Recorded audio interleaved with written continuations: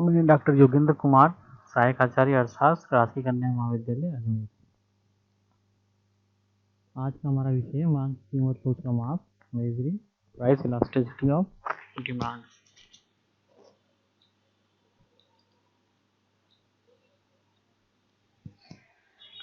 तो मांग की कीमत लोच को हमने पढ़ा, इसकी अवधारणा को पढ़ा, इसकी परिभाषा को पढ़ा। तो मांग की कीमत लोच जो होती है वो ये बताती है कि कीमत में परिवर्तन होने का मांग पर क्या प्रभाव होगा। कीमत में परिवर्तन होने से मांग में जो परिवर्तन होता है उसका माप करना, उसकी दिशा और कितना परिवर्तन आएगा ये बताने के लिए हम मांग की लोच का ज्ञात करते हैं। तो पहली विधि है वो है प्रतिशत या आनुपातिक रीति, परसेंटेज और प्रोपोर्शनल मेथड। इस रीति का प्रतिपादन प्रोफेसर फ्लक्स ने किया था, इसलिए इस रीति को फ्लक्स मेथड भी कहते हैं, फ्लक्स की रीति भी कहते हैं। तो हमने पहले भी पढ़ा, मांग में प्रतिशत या अनुपातिक परिवर्तन बटा कीमत में प्रतिशत या अनुपातिक परिवर्तन के अनुपात को मांग की लोच कहते हैं। तो मांग में परिवर्तन ऑब्लिक पूर्व मांग और बटा कीमत में परिवर्तन ऑब्लिक आरंभिक कीमत। तो मांग में परिवर्तन का अर्थ क्या हो गया? Delta Q. डेल्टा क्यू जो निकालते हैं वो निकालते हैं Q2 माइनस Q1 से, यानी नई मांग में से पुरानी मांग को घटा देंगे तो हमें पता लग जाएगा मांग में कितना परिवर्तन आया है, बटा पूर्व मांग। पूर्व मांग से तात्पर्य हो गया Q1 जो पहले की मांग थी, ठीक है। यानी Q2 माइनस Q1 को हमने डेल्टा Q लिख दिया है। इसी प्रकार से कीमत में परिवर्तन ज्ञात करना है तो हमें नई कीमत में से पुरानी कीमत को घटाना होगा। तो P2 माइनस P1 घटा कर दिया तो हमारे पास डेल्टा P आ गया। तो डेल्टा P बताता है कीमत में परिवर्तन को, और आरंभिक कीमत यानी शुरुआत में जो कीमत थी वो P1 हो गई। इसे हम एक एग्जांपल से समझते हैं।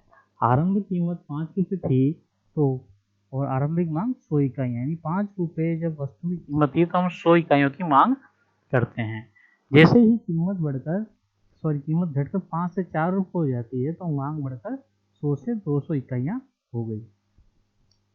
इसे हमने अपने एग्जाम फॉर्मूले में पहली पुट करी तो हमने देखा Q2 माइनस Q1, यानी Q2 यानी हमारी नई मांग क्या आई 200 में से पुरानी मांग गई 100, तो 200 माइनस 100 ऑब्लिक अपॉन 100 अपॉन 100 का मतलब हो गया पुरानी मांग Q1 जो है हमारी पुरानी मांग है। इसी प्रकार से नई कीमत में से पुरानी कीमत को घटाया तो नई कीमत थी 4 रुपये, 4 रुपये में से 5 रुपये बटा 5, तो अनुपात में जब हम इसको सॉल्व करेंगे 20 माइनस 100 गए तो 100 है, 100 यानी 100 बटा 100 यहाँ आ गया। माइनस का साइन हमारे पास ये बताता है कि ये दोनों का विलोम संबंध को दर्शाता है। और इसमें फिर भी 200 में से 100 गए तो माइनस 100 आया, और ये 4 में से 5 जाएंगे तो माइनस का साइन आएगा, -1 बचा तो -1 अपॉन 5। तो ये इस प्रकार से जब इसको इसमें मल्टीप्लाई करेंगे ये उल्टा हो जाएगा तो 5 अपॉन 1 हो जाएगा। तो 500 अपॉन 100 माइनस 5, तो मांग की लोच चाहिए 5 यानी इकाई से ज़्यादा। तो ये सामान्य से सूत्र है प्लस का मेथड का, मांग में प्रतिशत परिवर्तन, अनुपातिक परिवर्तन, जिसे हम बटा कीमत में प्रतिशत या अनुपातिक परिवर्तन, जिसे हम मांग की लोच का फॉर्मूला भी कहते हैं। ये जो चिन्ह के दो संख्याओं के बीच का अंतर निकालने के लिए प्रयुक्त होता है। माइनस का साइन जो है इसमें ऋणात्मक धनात्मक दोनों दशाओं में फल को धनात्मक ही माना जाता है। अब इसमें कुछ त्रुटि रह गई है, इस फॉर्मूले में कुछ त्रुटि है जिसे बाद में फ्लक्स ने ही दूर किया। मांग की लोच का सही मूल्यांकन करने के लिए आवश्यक है कि मांग और कीमत के अनुपातिक परिवर्तन को ज्ञात करने के लिए औसत की सहायता ली जाए, जो इसे हम आगे भी जो हमारा फोर्थ मेथड है आर क्लासिसिटी हम उसमें पढ़ेंगे। तो हम एवरेज लेते हुए यदि हम उसको फाइंड आउट करें मांग की लोच को तो वो बिल्कुल सही निकलती है। अतः फ्लक्स के संशोधित समीकरण में मांग का अनुपातिक परिवर्तन ना तो आरंभिक मांग यानी ना तो इनिशियल पॉइंट स्टार्टिंग पॉइंट से, ना ही नेक्स्ट पॉइंट जो परिवर्तित मांग है उससे निकाला जाता है, बल्कि वो दोनों के मध्य बिंदु पर निकाला जाता है। ये विधि कीमत के अनुपातिक परिवर्तन करना में भी अपनाई जाती है, इसे हम आगे पढ़ेंगे। और अभी जो सामान्य सूत्र है जो कि फ्लक्स द्वारा दिया गया है वो मांग में प्रतिशत या अनुपातिक परिवर्तन तथा कीमत में अनुपातिक प्रतिशत या परिवर्तन होता है। ये सेकंड मेथड पे आते हैं, कुल आगम तथा कुल व्यय विधि, टोटल आउटले और एक्सपेंडिचर मेथड। इस विधि के माध्यम से हम एक्सपेंडिचर के आधार पर यह पता लगाते हैं कि मांग की लोच क्या है। इस रीति को मार्शल द्वारा प्रतिपादित किया गया है। मार्शल ने इसका प्रतिपादन किया है, प्रोफेसर मार्शल के अनुसार मांग वक्र पर वस्तु की मांग में विस्तार और संकुचन उसकी कीमत के परिवर्तन के सापेक्ष होता है। मांग वक्र पर मांग में विस्तार और संकुचन होता है। विस्तार का तात्पर्य है कि कीमत घटने पर मांग बढ़ती है तो विस्तार हुआ है मांग का, और कीमत बढ़ने पर जब मांग घटती है तो संकुचन कहलाता है। ये संचलन जो होता है वो एक ही मांग वक्र पर होता है, ना कि अलग अलग मांग वक्र पर। तो आप इसको ध्यान रखिएगा, मांग में वृद्धि और कमी एक अलग चीज है, मांग में विस्तार और संकुचन एक अलग चीज है। ठीक है, तो मांग में विस्तार और संकुचन होता है वो एक ही मांग वक्र पर होता है। ये महत्वपूर्ण तथ्य है, कॉम्पिटिटिव एग्जाम्स के हिसाब से आप याद रखिएगा। उसकी कीमत के परिवर्तन को सापेक्ष होता है, परंतु ये आवश्यक नहीं है कि ये परिवर्तन कीमत के अनुपात में ही हो। एक ही मांग वक्र पर कीमत के परिवर्तन के सापेक्ष वस्तु की मांग में कितना परिवर्तन होगा, यही मांग की लोच का माप है। तो कीमत में परिवर्तन के सापेक्ष मांग परिवर्तन का अर्थ है उपभोक्ता के कुल व्यय में परिवर्तन। तो कीमत में परिवर्तन, जैसे कीमत घटती बढ़ती है तो उसके सापेक्ष मांग में भी परिवर्तन होता है। तो जब कीमत घटने बढ़ने के कारण मांग में परिवर्तन होता है तो इसका अर्थ है कि वो अपने कुल व्यय में भी परिवर्तन कर रहा है। तो कुल व्यय में जो परिवर्तन होता है हम उसे यदि उसका आकलन कर ले, कुल व्यय में जो परिवर्तन हुआ है उसका आकलन कर ले तो हम मांग की लोच को ज्ञात कर सकते हैं। तो कह सकते हैं मांग की लोच उपभोक्ता के कुल व्यय के परिवर्तन का माप है। ठीक है, फॉर्मूला क्या है, कुल व्यय कुल आगम, कुल व्यय कह सकती है कुल आगम, क्योंकि आपका व्यय किसी और की आगम भी बनेगा, तो इसे कुल आगम और कुल व्यय रीति भी कहते हैं। तो वस्तु की कीमत इंटू वस्तु की मांग, तो वस्तु की कीमत को गुणा करेंगे वस्तु की मांग से। जैसे 5 रुपए किसी वस्तु की कीमत है और 10 वस्तु की मांग की है तो 5 इंटू 10 50। तो हमारा जो गया वो खर्च हुआ वो 5 इंटू 10 50 रुपीज हमारे व्यय हुए, तो वो 50 रुपए किसी और को मिले भी होंगे, जिस दुकानदार से हमने खरीदा, तो उसकी आगम हो गया और हमारा कुल व्यय हो गया। अर्थात कुल व्यय से व्यय उस कुल राशि से होता है जो वस्तु की कीमत को वस्तु की कम की गई इकाइयों से गुणा करने से प्राप्त होती है। इसे हम आगे डिटेल में समझते हैं। इकाई के बराबर यदि मांग की लोच है किसी वस्तु की इक्वल टू यूनिट इलास्टिसिटी, तो उसमें व्यय किस प्रकार से हुआ, यदि कीमत में वृद्धि या कमी होने पर कीमत या तो बढ़ रही है या कम हो रही है तो भी कुल व्यय स्थिर है, यानी कीमत घटे या बढ़े हमारा व्यय स्थिर होता है, तब मांग की लोच इकाई के बराबर होती है। तो मार्शल ने ये बताया है कि कीमत घटने बढ़ने पर भी कुल व्यय में कोई परिवर्तन नहीं हो रहा है, वो स्थिर है, तो मांग की लोच एक के बराबर है। दूसरे शब्दों में कीमत के परिवर्तन के बाद एवं कीमत परिवर्तन से पूर्व की गई दोनों व्यय राशियां यदि एक समान होती है तब मांग की लोच इकाई के बराबर होती है। इसको एक उदाहरण द्वारा समझे हम। उदाहरण द्वारा मान देखिए आप कि यदि एक शुरू में कीमत जो है P1 वो 5 रुपए है और कीमत घट रही है 5 से 4 हो रही है, परिवर्तित कीमत हमारे पास आई है वो 4 रुपए है और मांग जो है वो 400 यूनिट है। जब कीमत 5 रुपए थी तो हम 400 वस्तुओं की मांग करते हैं, जब कीमत कम हो गई 4 रुपए हो गई यानी 1 रुपए कम हो गया तो हमारी जो मांग है वो बढ़कर 500 यूनिट हो गई। तो हम इसको इस प्रकार से देखते हैं, जब पहले हम कितना व्यय करते हैं, पहले जब कीमत 5 रुपए थी शुरुआत में और मांग थी 400 वस्तुओं की, तो 5 इंटू 4 इज इक्वल टू 2000, यानी 5 को 400 से गुणा किया हमने तो 2000 रुपये हमारा पता लग गया कि हम व्यय कर रहे हैं। पर जब हमने देखा कीमत घटकर 4 रुपए हो गई तो हमने वस्तु की मांग बढ़ा दी, 500 कर दी, तो ये जो हमारी परिवर्तित व्यय हुआ वो हुआ P2 इंटू Q2, तो 4 इंटू 500 का तो भी 2000 आया।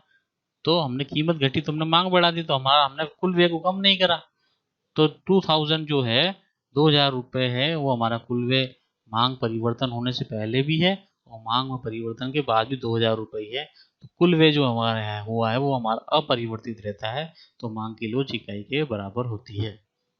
नेक्स्ट जो है वो है इकाई से अधिक मांग की लोच, ग्रेटर देन यूनिट इलास्टिसिटी। तो किसी वस्तु की प्रकृति मांग की लोच है वस्तु की वो इकाई से अधिक कब होगी, जब कीमत की घटने पर कुल व्यय बढ़ता है, यानी कीमत तो कम हो रही है और कुल व्यय बढ़ रहा है। तो जब कीमत कम होने पर कुल व्यय बढ़ता है अथवा कीमत के बढ़ने पर कुल व्यय घटता है, यानी विलोम संबंध है। जो मांग का नियम हमारा सामान्य रूप से मांग का नियम, उसके अनुरूप यदि घटना घटित होती है, कीमत के बढ़ने पर कुल व्यय घटता है, तब मांग की लोच इकाई से अधिक होती है। यानी जब कीमत परिवर्तन एवं कुल व्यय परिवर्तन विपरीत दिशा में चलते हैं, तब मांग की लोच इकाई से अधिक होगी। तो ये उसको उदाहरण द्वारा देखते हैं। तो पहले जो मांग कीमत है वो 5 रुपये है, P1 कीमत परिवर्तित होकर 4 रुपये हो जाती है, यानी कम हो गई। और जो मांग है पहले 400 रुपये थी, फिर 600 रुपये हो गई मांग। तो हम पहले देखते हैं, सबसे शुरुआत में हमारी पहले पूर्वत क्या थी हमारी कुल व्यय, 5 इंटू 400 करेंगे, यानी पुरानी कीमत को पुरानी जो मांग थी उससे गुणा करा तो 2000 रुपये आया। अब हमने देखा कीमत कम होने पर मांग में वृद्धि हो गई, तो कीमत कम हो गई तो मांग में वृद्धि हुई है, विपरीत संबंध आया। ठीक है, मांग में कमी तो सॉरी कीमत में कमी तो मांग में वृद्धि हुई है। इसके विपरीत हम उल्टा चलें तो वो दूसरा परिवर्तन होता है, P2 इंटू Q2, और देखें 4 इंटू 600 इज इक्वल टू 2400, 2400 रुपये खर्च हुआ। यानी जो हमारा TE1 आया वो कम है, यानी कम है किससे, TE2 से। तो यहाँ इसको हमने इसमें पढ़ा TE2 is greater than TE1। तो जो हमारे मांग में कीमत में परिवर्तन होने से मांग में परिवर्तन हुआ है और कुल व्यय बढ़ा है। तो जब कुल व्यय बढ़ रहा है, कीमत के कम होने पर कुल व्यय बढ़ रहा है, तो मांग की लोच इकाई से अधिक होगी। ठीक है, इसको तीसरा पॉइंट देखते हैं, इकाई से कम मांग की लोच। इकाई से कम मांग की लोच का तात्पर्य लेस देन यूनिट इलास्टिसिटी, जब कीमत घटने पर कुल व्यय घटता है और कीमत बढ़ने पर कुल व्यय बढ़ता है, तो मांग की लोच इकाई से कम होती है। यानी कीमत घट रही है तो कुल व्यय भी घट रहा है, और कीमत बढ़ रही है तो कुल व्यय भी बढ़ रहा है। दूसरे शब्दों में, जब कीमत परिवर्तन एवं कुल व्यय परिवर्तन सदैव एक ही दिशा में चलते हैं, तो मांग की लोच इकाई से कम होती है। देखिए पुरानी जो हमारी ये जो हमने एग्जाम्पल लिया इकाई से कम मांग की लोच का, जब कीमत 5 रुपये है तो मांग 400 है, जब कीमत कम हो गई 4 रुपये हो गई तो वस्तु की मांग 450 वस्तुओं हो गई। तो हमारी पहले इस वाली स्थिति देते हैं, P1 इंटू Q1, 5 इंटू 400 2000, 500 को 400 से जोड़ा क्या 2000, ये पुरानी कीमत ये पुरानी मांग, 5 इंटू 400 2000। फिर हमारी कीमत परिवर्तन हुआ, कीमत में परिवर्तन होके 400 रुपये हुआ, 4 रुपये कीमत होने पर 450 रुपये मांग है, तो P2 इंटू Q2 करा 4 इंटू 450, तो 1800 रुपये खर्च हुआ। तो हमने देखा कि हमारा कुल व्यय कम हो गया, कीमत घट रही है और कुल व्यय भी कम हो गया। तो जब समान दिशा में परिवर्तन होता है, कुल व्यय कीमत बढ़ रही है तो कुल व्यय भी बढ़ रहा है, और कीमत घट रही है तो कुल व्यय भी घट रहा है। तो ऐसी स्थिति में TE2 is less than TE1, तो मांग की लोच इकाई से कम होगी। इसी तीनों अवधारणाओं को हम एक डायग्राम के माध्यम से समझते हैं। यहाँ हमने y एक्सिस पे कीमत को दर्शाया और o x एक्सिस पे हमने कुल व्यय को दर्शाया। तो यहाँ आप देखिए नीचे D से C बिंदु तक, तो ये हमारा कुल व्यय वक्र है ABCD। तो जब कीमत बढ़ रही है, ये ऊपर की तरफ जाए तो कीमत बढ़ती है तो कुल व्यय भी बढ़ रहा है, ये इस दिशा में। कीमत बढ़ने पर कुल व्यय भी बढ़ता है, तो मांग की लोच इकाई से कम होती है। ठीक है, और B से C के मध्य देखिए आप, तो कीमत घटे चाहे बढ़े, कीमत ऊपर हो या नीचे हो, हमारा जो कुल व्यय होगा वो स्थिर हो गया, कुल व्यय हमारा स्थिर हो गया। तो कुल व्यय में कोई परिवर्तन नहीं हो रहा। जब कीमत में परिवर्तन होने पर भी कुल व्यय में कोई परिवर्तन नहीं होता है, तो मांग की लोच इकाई के बराबर होती है। और यहाँ देखिए A से B बिंदु के मध्य, तो कीमत घटती है तो हमारा कुल व्यय बढ़ता है। जैसे हम A से B की ओर संचलन करें तो कुल व्यय बढ़ रहा है और कीमत घट रही है, कीमत घटती है तो कुल व्यय बढ़ता है। उसके बाद B से A के चल रहे तो कीमत बढ़ रही है तो हमारा कुल व्यय भी कम हो रहा है। तो इस प्रकार की जब होती है स्थिति, तो मांग की लोच इकाई से अधिक होती है। इस डायग्राम के माध्यम से समझाया गया तीनों पॉइंटों को।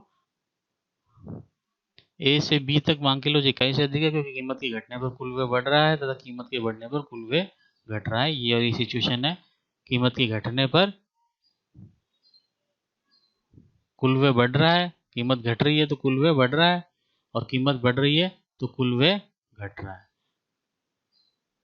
तो ऐसी स्थिति में मांग की लोच इकाई से अधिक होती है। बी से सी के मध्य, ये जो बी से सी के मध्य है, मांग की लोच इकाई के बराबर है। ये कहता है बी से सी के लोच इकाई के बराबर है, कीमत के घटने या बढ़ने पर कुल व्यय में कोई परिवर्तन नहीं होता है। और सी से डी के मध्य मांग की लोच इकाई से कम है, इसका अर्थ ये है कीमत के घटने पर कुल व्यय भी घटता है और कीमत के बढ़ने पर कुल व्यय भी बढ़ता है। इस दिशा में कीमत घट रही है तो कुल व्यय भी घट रहा है। ये वाला पोर्शन कीमत कम हो रही है तो कुल व्यय भी कम हो रहा है, और कीमत बढ़ती है तो डी से सी की तरफ चले हम तो कीमत बढ़ रही है और कुल व्यय भी बढ़ रहा है, और सी से डी की तरफ चले तो कीमत घटने पर कुल व्यय भी घटता है, तो मांग की लोच इकाई से कम होती है। तो ये जो थी कुल व्यय के आधार पर मार्शल द्वारा प्रतिपादित थी, जिसे हम कुल आगम तक कुल व्यय रीति भी कहते हैं। और फर्स्ट जो थी हमारी फ्लक्स का मेथड था अनुपातिक विधि या प्रोपोर्शनेट मेथड।